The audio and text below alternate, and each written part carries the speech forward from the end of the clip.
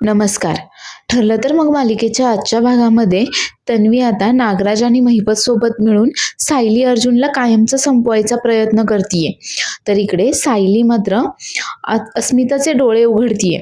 त्यामुळे एपिसोड शेवटपर्यंत पाहायला विसरू नका आणि चॅनेलला लाईक, शेअर आणि सबस्क्राईब करायला देखील विसरू नका. तर आता प्रताप अस्मिताला बोलत असतो, अगं त्या फॅक्टरीचे देखील कामं असतात माझे आणि म्हणूनच तर मग मी बँकमध्ये सारखं जाणं येणं असतं आणि मी माझ्या कामांसोबत तुझ्या कामाचा देखील फॉलोअप घेतोच आहे की बँकेकडनं. अस्मिताला मात्र हे आता अजिबातही पटत नसतं आणि आता ती मात्र प्रतापलाच ओरडत असते. आता प्रताप मात्र चिडतो आणि तिला विचारतो, पण मला एक कळत नाहीये की माझा हा व्हिडिओ तुझ्याकडे आलाच कसा काय? कोणी काढलाय तो व्हिडिओ? कोणी काढलाय ते फोटो? आता मात्र अस्मिता गप्प होते. आता अर्जुन देखील विचारतो, हा व्हिडिओ तर काचेच्या बाहेर काढलेला दिसतोय. कोणी काढलाय अस्मिताई हा व्हिडिओ नक्की? कोणी काढलेत हे फोटो? आता मात्र अस्मिता जरा घाबरलेली दिसते आणि आता तीच सांगते की मीच सांगितलं होतं सचिनला बँकमध्ये जायला आणि तो जेव्हा बँकमध्ये गेला तेव्हा त्याने तुम्हाला तिथे पाहिलं मॅनेजर सोबत बोलताना आणि म्हणून मीच त्याला सांगितलं होतं की तो फोटो आणि व्हिडिओ काढ म्हणून. आता मात्र प्रताप चांगलाच चिडलाय सचिनवर देखील आणि अस्मितावर देखील, पण अस्मितावर चिडण्यापेक्षा तिच्या बोलण्याचं वाईट जास्त वाटतंय त्याला. आता अस्मिता बोलते की काहीही करून मला माझं बँक अकाउंट ॲक्टिवेट व्हायला हवंय. त्यावर आता प्रताप तिला बोलतो की अगं पण त्यासाठी तू इतक्या खालच्या थराला जाशील का? ह्या थराला जाणार आहेस का त्यासाठी तू?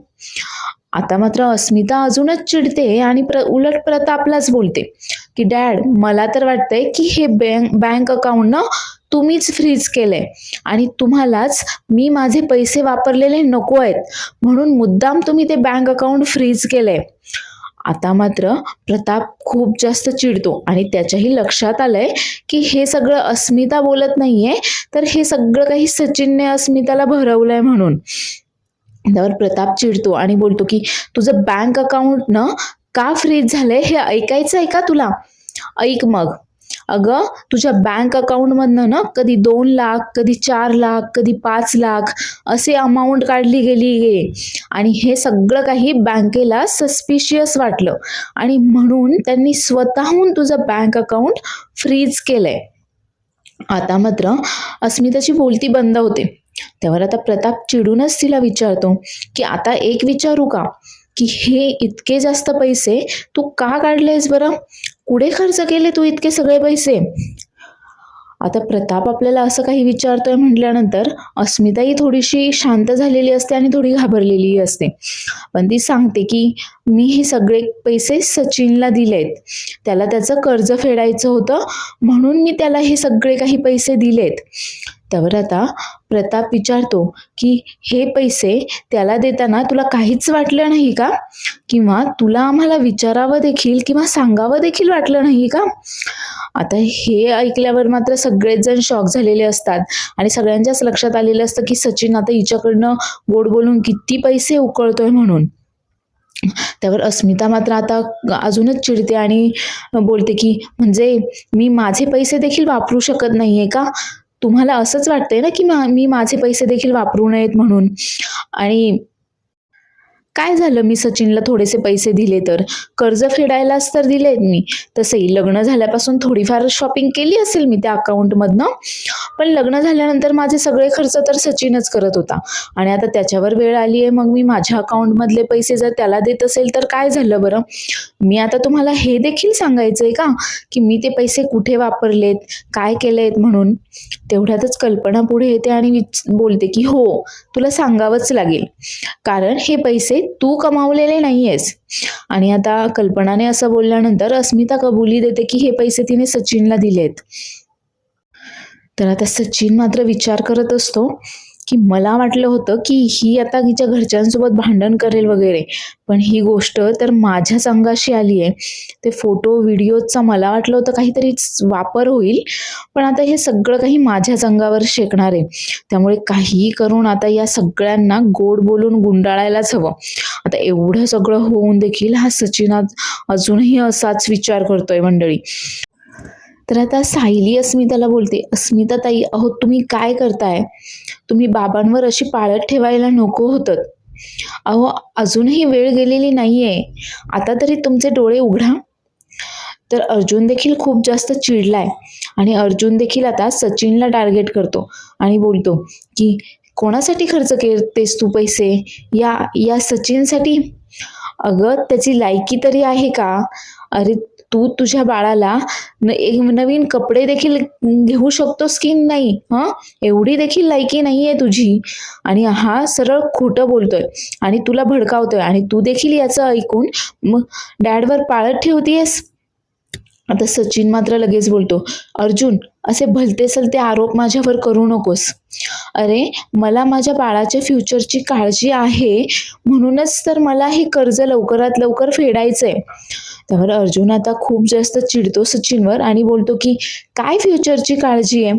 आणि अस्मिताई, याला तुझी किंवा तुझ्या बाळाच्या फ्युचरची काही एक काळजी नाहीये. अगं आणि हा जितके कमीत कमी दिवस तुझा नवरा राहील ना, तेवढं चांगलं आहे. आता कल्पना देखील चिडते आणि कल्पना देखील बोलते की सचिन, तू काय करतोयस ना हे आम्हाला सगळ्यांना कळालंय आणि तुला तुझ्या बाळाच्या फ्युचरची किती काळजी आहे हे देखील माहिती आहे आम्हाला. आणि म्हणूनच अस्मिता, तू तुझे हे पैसे आत्ता खर्च करू नयेस, तुझ्या बाळाच्या फ्युचरसाठी ठेवावेत असं आम्हाला सगळ्यांना वाटतं. आणि म्हणूनच आमचा सचिनला पैसे देण्यासाठीचा विरोध आहे. तर आता पुढचा सीन दाखवलाय की प्रिया आता जेलमध्ये महिपत आणि नागराजला भेटायला आली आहे. तर आता महिपत आणि नागराज दोघेही असे शेजारी शेजारी जेलमध्ये ठेवलेले असतात. आता प्रिया आलेली पाहताच मात्र त्यांना खरं तर आश्चर्यच वाटतं आणि ही आल्या आल्या लगेच हात वगैरे जोडून याची एकदम टेन्शनमध्ये येऊन त्यांना विनवणी करते आणि बोलते की मी आता खूप थकली आहे, खूप हरली आहे मी आता. त्यावर आता महिपत लगेच बोलतो, या बबली लोखंडे, नाग्या ऐकलं का? बबली थकलीये. त्यावर नागराजही पुढे बोलतो, महिप्या ऐकलं का? बबली हरलीये आता. आता प्रिया हात जोडून त्यांना सांगते की मी खूप थकलीये, हरलीये मी आता. अर्जुन आणि सायलीला आता माझ्या विरुद्ध सगळे काही पुरावे मिळालेत. मी खरी तन्वी नाहीये हे त्यांना समजलंय. सगळे काही पुरावे त्यांनी जमा केलेत. मी त्यांना खूप थांबवायचा प्रयत्न केला, पण त्याचा खरं तर काही एक उपयोग झालेला नाहीये. आणि आता तर ते माझी, मैनाची आणि प्रतिमाची DNA टेस्ट करणार आहेत. आता DNA टेस्टचे रिझल्ट जर आले तर मात्र मी कुठलीच राहणार नाही. माझे खूप बेकार हाल होतील. त्यानंतर किल्लेदार आणि सुभेदार मला भीक देखील घालणार नाहीत. मला घराबाहेर हाकलवून देतील आणि त्यानंतर मात्र माझी काय अवस्था होईल हे मी तुम्हाला वेगळं सांगायला नकोय. त्यावर आता महिपत बोलतो, बोल बोल पुढे बोल, बोलत राहा तू. त्यावर आता ही प्रिया बोलते की मग माझं एक काम आहे. आता नागराज आणि महिपत दोघेही तिचं हे सगळं काही बोलणं ऐकून घेतात आणि त्यांना हेच कळत नाही की आता ही इथे कशाला आली आहे. तर आता तन्वी पुढे बोलते की गेली 2 वर्ष आपण तिघांनी एकत्र मिळून काम केलंय आणि तेव्हा मात्र आपलं कोणीही काहीही वाकडं करू शकत नव्हतं. पण आता मात्र जर मी खरी तन्वी नाहीये हे जर सगळ्यांसमोर आलं तर ते मला घराबाहेर काढतील. माझी अवस्था तर तुम्हाला माहीतच आहे. माझे हाल ना कुत्रं देखील खाणार नाहीये. त्यामुळे मी तुमच्याशी मैत्री करायला आली आहे. आता तिचं हे सगळं बोलणं नागराज आणि महिपत ऐकून घेतात आणि खरं तर त्यांचा देखील आता या बबलीवर म्हणजेच प्रियावर जराही विश्वास नसतो. त्यावर नागराज तिला बोलतो की तुला असं वाटलंच कसं काय की आम्ही तुझी मदत करू म्हणून? त्यावर प्रिया बोलते की हो, कराल तुम्ही माझी मदत, मला खात्री आहे. कारण 1 आठवड्याच्या आत मी तुम्हाला दोघांनाही इथून बाहेर काढेल आणि मग मात्र तुम्हाला माझी मदत करावीच लागेल. नाही, मी सोडून तसंही तुम्हाला इथून दुसरं कोणीही बाहेर काढण्यासाठी मदत करणार नाहीये, हे माहिती आहे तुम्हाला. आणि अण्णा सर, इतके दिवस साक्षी देखील तुमच्यासाठी एक वकील शोधू शकली नाही, कारण पोलीस स्वतःच साक्षीच्या मागावर आहेत. त्यामुळे मी एकटीच आहे की जी तुमच्यासाठी वकील शोधू शकेल आणि तुम्हाला या सगळ्यातून बाहेर काढू शकेल. पण त्या बदल्यात तुम्हाला देखील माझं एक काम करावं लागेल. आता हे दोघेही तिला विचारतात की नक्की काय काम करायचंय आम्हाला. तर आता प्रिया त्यांना सांगते की या बदल्यामध्ये सायली आणि अर्जुन दोघांचाही कायमचा बंदोबस्त करायचा आहे तुम्हाला या सगळ्याच्या बदल्यामध्ये. आता महिपत तिला विचारतो की नक्की काय शिस्त आहे तुझ्या डोक्यामध्ये, कायमचा बंदोबस्त करायचा म्हणजे नक्की काय करायचंय. त्यावर आता पुढे पाहणार आहोत आपण की आता ही तिचा जो काही प्लॅन आहे तो यांना सांगणार आहे. पण त्यापूर्वी आता परत एकदा प्रताप आणि अस्मिताचा सीन दाखवलाय. आता प्रताप खरं तर खूप जास्त चिडलेला असतो अस्मितावर आणि तो देखील अस्मिताला हेच समजावत असतो की तुझ्या बाळाच्या फ्युचरसाठी तुला ते पैसे जपून ठेवावेच लागणार आहेत, कारण तुझा नवरा तर काही बाळाची जबाबदारी वगैरे घेत नाहीये. तो त्यामुळे बाळाच्या फ्युचरसाठी तू काय करणार आहेस, कुठून पैसा आणणार आहेस बरं. आणि सचिन मात्र आता सगळ्यांना बोलत असतो की मला देखील माझ्या बाळाची काळजी आहे आणि त्यासाठीच मला हे कर्ज लवकरात लवकर फेडायचंय. तुम्ही माझ्यावर असे काही भलते सलते आरोप करू नका. आणि आता तिथून काढता पाय घेऊन निघून जातो आणि उलट आता जाताना त्यांना सांगतो की ठीक आहे, आमच्यावर जर भीक मागायची जरी वेळ आली ना तरी देखील आम्ही तुमच्याकडनं या बँक अकाउंटचा काही एक फॉलोअप वगैरे घेणार नाही. आणि अस्मी, मला देखील तुझ्याकडचा ना आता 1 रुपया देखील नकोय. माझं कर्ज कसं फेडायचं ना ते माझं मी पाहून घेईन, असं बोलून तो तिथून निघून जातो. आता अस्मिता देखील फार दुखावली गेली आहे. तर सायली तिला बोलते की अस्मिता ताई, अहो तुम्ही असं करायला नको होतं, तुम्ही अशी बाबांवर पाळत ठेवायला नको होतं. तर प्रताप खूप जास्त दुखावला गेलाय. आता त्याच्या डोळ्यामध्ये एकदम पाणी वगैरे आलेलं दाखवलंय. नाही, आता कुठल्याही बापाला जर त्याच्या मुलीबद्दल खूप प्रेम असेल आणि ती मुलगी जर त्याच्याशी असं वागत असेल तर हेच वाटेल. तर सायली आता अस्मिताला देखील सांगते की अजून देखील वेळ गेलेली नाहीये अस्मिता ताई, तुम्ही डोळे उघडा. आणि अस्मिता तिथून निघून गेल्यानंतर सायली प्रतापकडे येते आणि बोलते की बाबा, हे सगळं काही सचिन भाऊजींनीच केलंय. त्यांनीच तुमच्यावर पाळत ठेवून तुमचे व्हिडिओज आणि ते फोटोज काढलेत, हे आपल्याला तर माहिती आहे. पण खरं सांगायचं तर एका अर्थाने हे चांगलंच झालं म्हणा. नाही म्हणजे यामुळे का होईना अस्मिताताईंना सचिन भाऊजींच्या चुका दिसत आहेत, ते चुकीचे आहेत हे अस्मिताताईंच्या लक्षात तरी येतंय यामुळे. आता यांचं हे बोलणं सुरू असतं तेवढ्यातच आता अश्विन तन्वीला आवाज देत तिथे येतो. आता तो तन्वीला इकडे तिकडे आवाज देत असतो पण तन्वी काही घरामध्ये कुठेच नसते. त्यावर तो विचारतो की मम्मा, तन्वीला पाहिलंस का तू. त्यावर कल्पना सांगते की नाही, तसंही ती बाहेर जाताना कधी आम्हाला सांगून जाते का तेव्हा, आताही न सांगताच ती बाहेर गेलीये. तर परत आता तन्वी, महिपत आणि नागराजचा सीन दाखवलाय. तर आता तन्वी यांना सांगते की त्यांचा कायमचा बंदोबस्त करायचा म्हणजे त्यांना कायमचं संपवायचंय. आता हे ऐकल्यावर नागराज आणि महिपत थोडेसे आश्चर्यचकितच होतात आणि नागराज तिला बोलतो की तुला कळतंय का, तुझं डोकं ठिकाणावर आहे का, त्या अर्जुन सायलीला संपवणं काय एवढं सोपं वाटतं का तुला. अगं किती प्रसिद्ध वकील आहे तो आणि त्याला संपवण्यावर काय होईल हे कळतंय का तुला, कसं संपवणार आहे त्याला. आणि तसंही आम्ही तुझ्यावर विश्वास का ठेवायचा आहे. त्यावर आता प्रिया सांगते की मी एकटीच आहे की जे की तुम्हाला इथून बाहेर काढू शकेल. आता महिपत देखील बोलतो की हो, नाही, आज तू आम्हाला असं सांगशील, उद्या आम्ही सायली अर्जुनला संपवू आणि परवा तर तू या जेलकडे फिरकणार पण नाहीस. नाही, सायली आणि अर्जुन मेले म्हटल्यानंतर तुझ्या मार्गातला सगळा मोठी अडचण दूर होणार आहे, मग कशाला तुला आमची आठवण येईल बरं. त्यावर आता प्रिया बोलते की नाही, तुम्हाला इथून फक्त बाहेर मीच काढू शकते हे तुम्हालाही चांगलंच माहिती आहे आणि माझी मदतही फक्त तुम्हीच करू शकता यामध्ये हे मलाही माहिती आहे. त्यामुळे आता आपण एका टीममध्ये येऊयात असं ती आता ह्या दोघांनाही सांगते आणि खरं तर आता हे दोघे देखील तिच्या प्लॅनमध्ये सामील देखील होतात, कारण त्यांना देखील आता जेलमधनं बाहेर पडायचंच असतं की.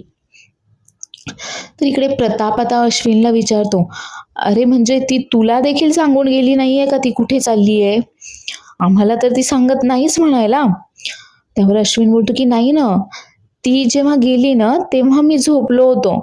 मला माझ्या लक्षात देखील आलं नाही की ते केव्हा घराच्या बाहेर पडली म्हणून. त्यावर आता अर्जुन बोलतो की हा नाही म्हणजे मग फोन कर ना तिला. तर आता अश्विन सांगतो की मी तिला फोन केले होते, पण कदाचित तिचा फोन सायलेंटवर असेल, तिने काही माझा फोन उचलला नाहीये. त्यावर कल्पना सांगते की ठीक आहे, ती घरी आल्यानंतर मी तिला सांगेल तुला फोन करायला. आणि तेवढ्यातच अश्विनच्या फोनवर आता प्रियाचा फोन येतो. तर अश्विन तिला विचारतो की तू कुठे आहेस? इतक्या सकाळी सकाळी तू कुठे निघून गेलीस?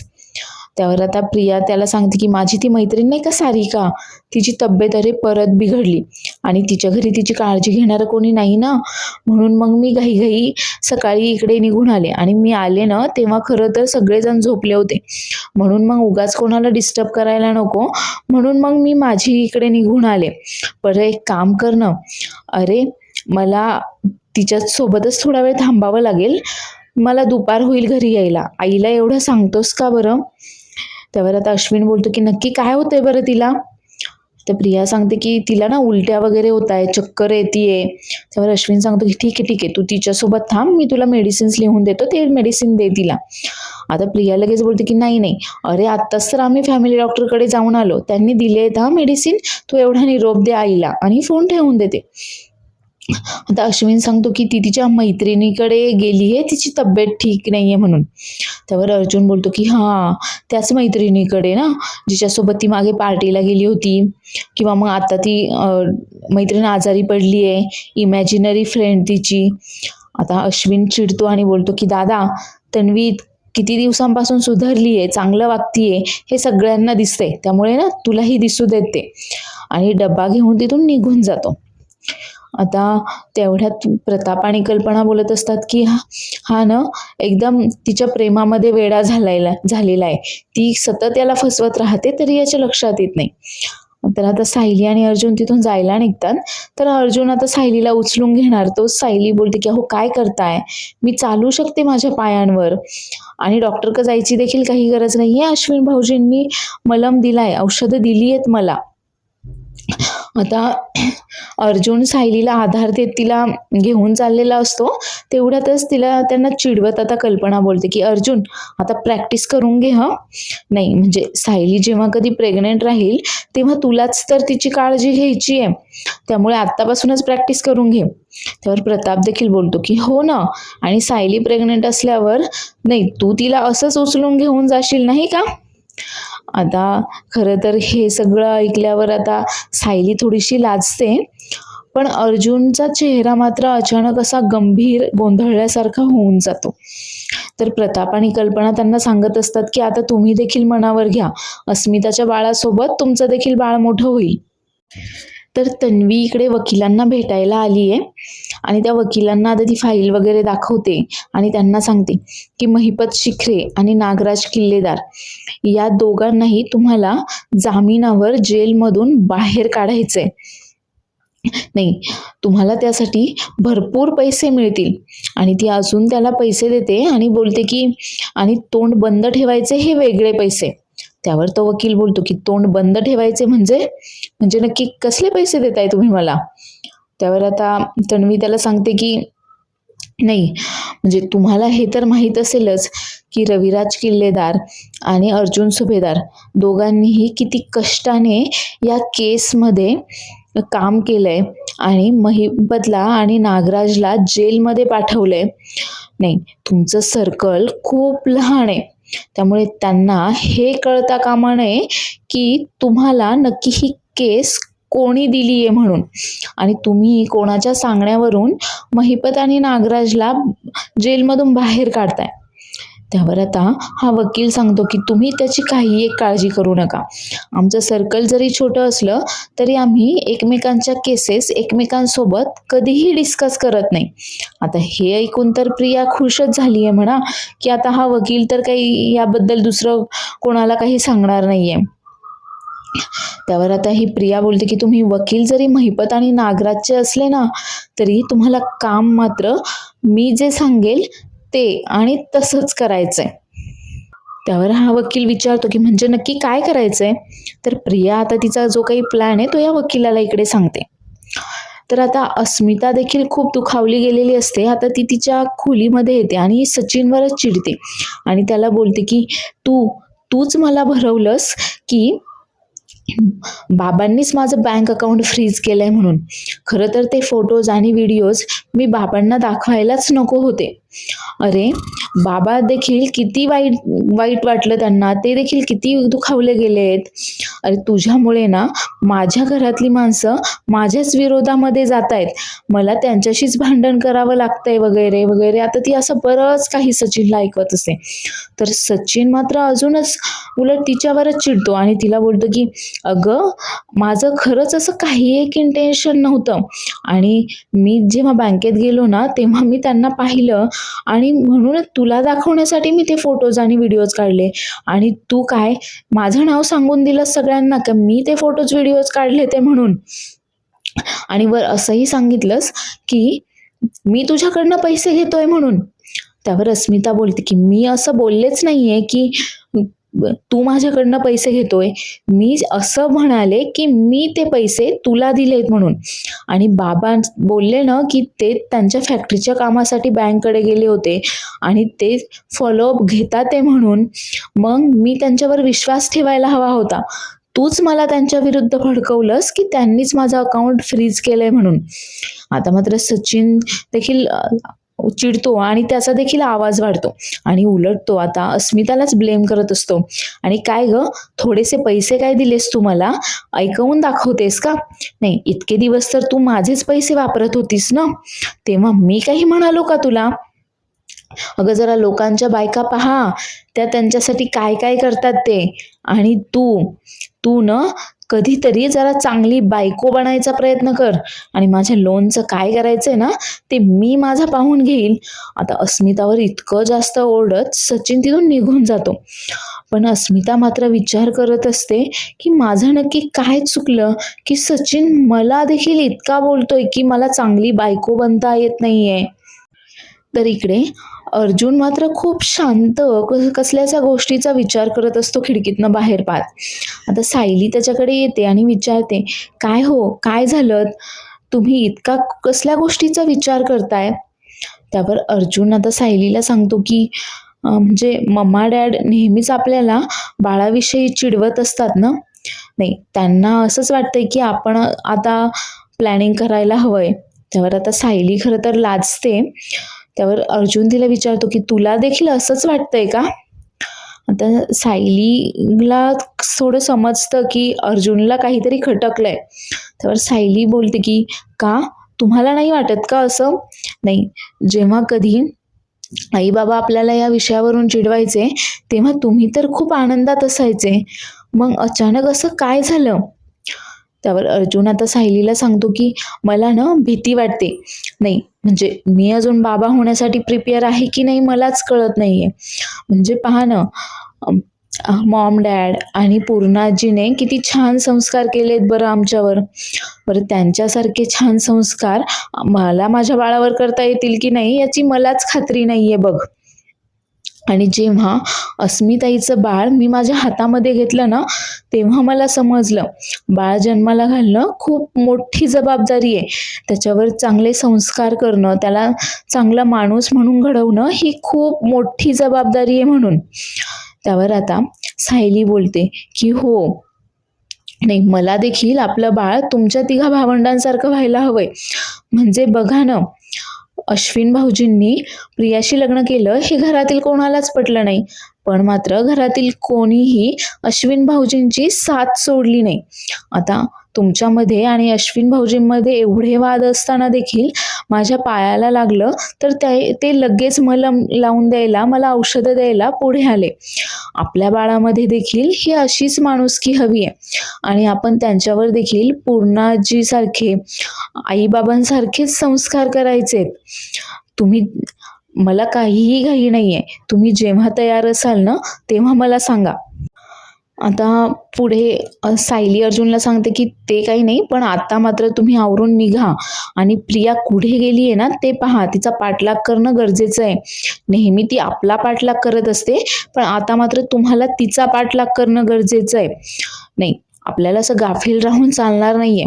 त्यावर अर्जुन बोलतो की नाही नाही, तुला हे अशा अवस्थेमध्ये सोडून मी कुठेही जाणार नाहीये. तर आता सायली त्याला समजावते की आता DNA टेस्टचे रिझल्ट आपल्या मनासारखे येणार नाहीयेत हे पाहून तिची अवस्था आता एका जखमी वाघिणीसारखी झाली आहे आणि ती आता नक्कीच काहीतरी मोठं पाऊल उचलेल. त्यामुळे आपल्याला तिच्यावर पाळत ठेवणं देखील तेवढंच गरजेचं आहे. एक काम करा, मी इथेच थांबते. तुम्ही जाऊन तिचा पाठलाग करा. नक्की ती काय करतीये हे पाहणं खूप जास्त गरजेचं ठरणार आहे आता आपल्यासाठी. तर आता अर्जुनला देखील सायलीचं म्हणणं पटतं.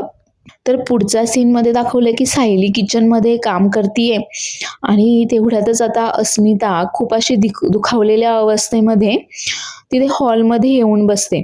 तर आता सायली तिला आवाज देते, अस्मिता ताई, अस्मिता ताई. पण खरं तर अस्मिताचं सायलीकडे काही एक लक्ष नाहीये आणि अस्मिताचं खरं तर डोळ्यातून पाणीही येत असतं. तर आता सायलीच्या लक्षात येतं आणि सायली आता लगेच अस्मिताकडे येते आणि विचारते, अस्मिता ताई अहो काय झालं, तुम्ही रडताय का? त्यावर आता अस्मिता सायलीला सांगते की सायली, अगं काय खरं काय खोटं तेच कळत नाहीये. कोणावर विश्वास ठेवावा कोणावर नाही ते देखील कळत नाहीये बघ. त्यावर आता सायली अस्मिताला समजावते की हे सगळं ना आंधळा विश्वास ठेवल्यामुळे होते. म्हणजे पहा ना, आपण एखाद्या व्यक्तीवर असा आंधळा विश्वास ठेवतो आणि मग तोच व्यक्ती आपल्या विश्वासाचा गैरफायदा घेत आपल्याला फसवतो आणि हे सगळं काही आपल्याला पचवणं खूप अवघड जातं.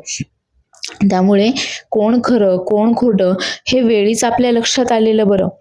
पण आता अस्मिता बोलते की पण हे सगळं ओळखायचं कसं?